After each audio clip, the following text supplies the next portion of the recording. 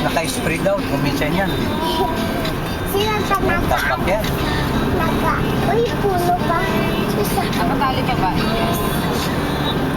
Bayad yan, pero pagdating ng mga 3 months, Tataba na. bilog-bilog na yan. Araw-araw ang kain ng damo. Araw-araw. Yung tayo doon sa lakad namin na. Yung tinanim, yun yung kakainin nila. Oo, talagang pasad yan. Kain na. Kaya pala iba yung damo nila, no? Oo. Kasi kung ano, hindi ka niya talahin ko yan eh. Pala kinakain ng baka kaya.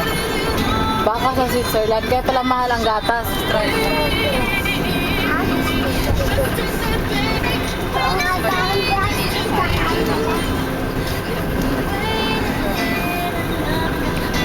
Kayo pala sa opisina lahat, ano?